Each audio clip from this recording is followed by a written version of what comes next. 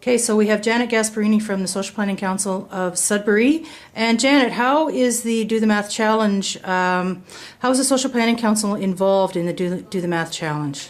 Well, we've been involved for over a year through our provincial network, the Social Planning Network of Ontario. We've been very involved in anti-poverty work since prior to the last election, certainly even longer than that. But one of the results of our involvement around that time was a strong call from participants in communities to make sure that people had enough money to buy healthy food. And so coming out of the work with 25 and 5 over the last 3 years, we've been doing advocacy work around Put Food in the Budget, which is a campaign to increase social assistance checks by $100 for nutritious food for people.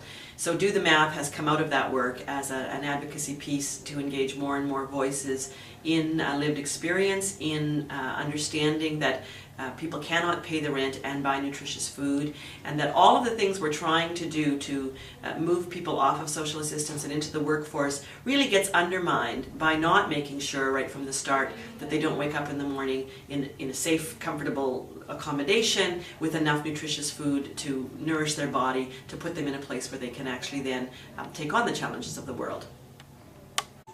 So the rollout of the Do the Math Challenge actually started today with our press conference this morning. The participants are actually going to go pick up their food bank baskets at the Salvation Army Food Bank. They've had to make appointments, they have to bring their identification, they will go through the assessment process and then wait for their food baskets to come out. Now for the rest of the week, they're going to live off the contents of their food basket. They are not to accept food or drink from anyone. Even if they're attending a conference, they are to brown bag their lunches. And so with that, they also have other guidelines that when they're doing food-related activities like attending the soup kitchen or attending the mission or any other community dinners, they can only use public transportation, bike, walk, or ask someone that doesn't live in their household for a ride. Disability support program. So I wanted to see exactly how they manage their food budget. If they're a single person, if they're a family and they're paying rent, how they survive and how they eat healthy or unhealthy food. So over the next week, I'm going to stretch 3 days worth of food over 7 days. And during that period of time, will have to go to the soup kitchen or the mission and have at least one meal. So this will be an eye-opening experience of what people in our community are going through every day. We really need to bring this discussion out into the open.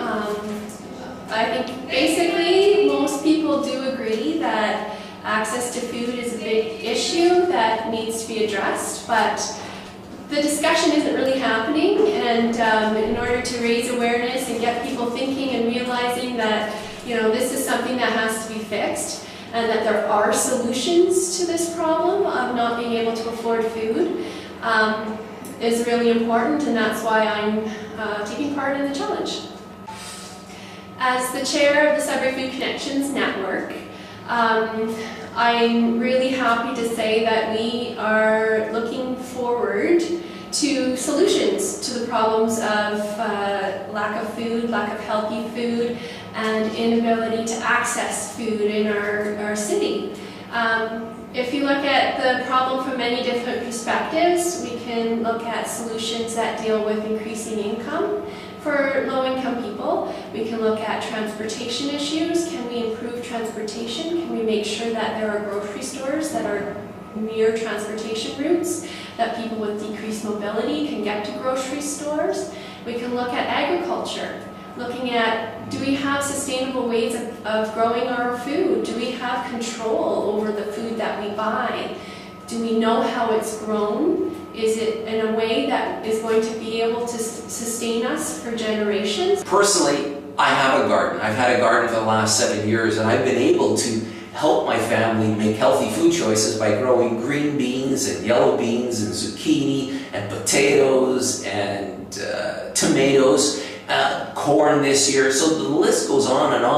And I think it's important for us not only to see what other people are going through, but also to feed our bodies and feed our brains. So this will be a good challenge, and regrettably, I'm looking forward to it. Since I'm a member of Parliament, I have an opportunity to talk to Parliament. So through the week, whenever the opportunity arises, I intend to keep my colleague at the Legislative Assembly of Ontario updated as to how the challenge is doing, what it means, and basically bring a level of awareness at the level of the MPP as well as the people back here in Nickel Belt and Sudbury.